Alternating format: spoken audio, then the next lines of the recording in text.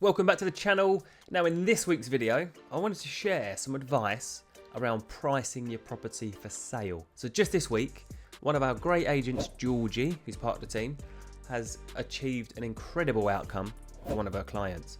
Now the property was on the market at offers in excess of £1 million, and she had multiple offers, 7 offers in fact, and achieved far in excess, more than 10% over that £1 million offers in excess of marketing price. Now, in the 4-week marketing period for that property, we had around 43 inquiries, we done 38 viewings, had 7 offers, and the offers ranged from under the marketing price to way over the marketing price. So in this video, I wanted to break down some golden rules when it comes to setting your marketing price for your property. So let's jump in. All right, so pricing your house for sale. What price tag are you going to attach to it? There's a few golden rules, and the main rule is that your price is there to entice. The price you attach to your property is solely there to determine the interest you're going to get from it. It has no relevance to your eventual sale price. What I mean by that is, let's say your house is worth 500,000. You could put it on the market for 600,000, but you could also put it on the market for 400,000. Like, the price you attach to it doesn't determine the value.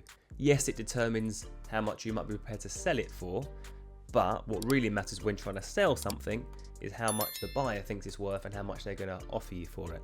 So when it comes to marketing houses, your price is there just to get interest, bring in the viewers, and then the offers, and then negotiate the offer up. So the second thing to remember when it comes to pricing your house is to never use an asking price. You should always use something like a guide price, or an offers in excess of price, or offers in the region of price. An asking price is really old school. So you want to ask 500 for it, and you might take a bit of an offer, and the buyer doesn't want to pay what you've asked, they want to pay a lot less. The great thing with a guide price is that you're not committing to any kind of price. If you market with an asking price and someone comes along and offers it, then you're almost kind of obligated to accept it because they've offered your asking price.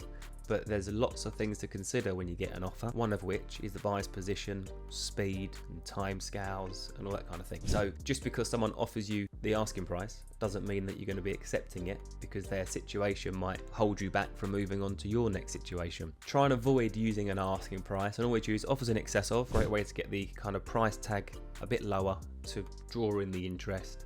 A guide price, something like that, so you're not fixed to that one price. All right, so golden rule number 3, never, ever, ever use the 99p pricing strategy. I still see this, it's April 2024, and I can't believe that some estate agents are still advising clients to do this. This is when your house is probably worth around 500,000, but you market it at 499,999 or 499,950. It's a terrible strategy. One, it's not a packet of sweets in a shop, it's a house. 2, for the sake of £1 or £50, you're missing out on a massive market.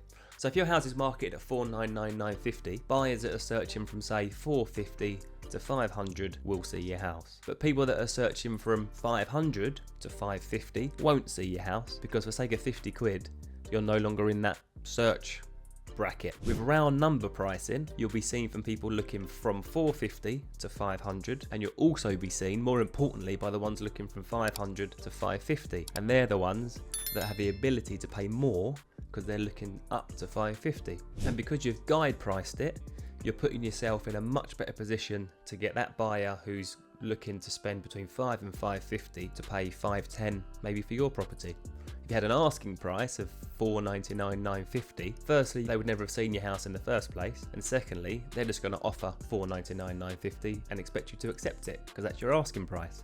When it's guide price, there's no fixed price, and you take offers based on their individual merits, based on the amount being offered, the timescale being offered, the chain behind the buyer is something to consider when thinking about which offer to accept. So your agent's role is to produce you options. It's not your agent's role to produce you a buyer.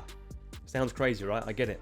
But when you're selling, you don't just want the first buyer that comes through the door. You want 1, the best price, and 2, the buyer in the best position to help you move on in your life.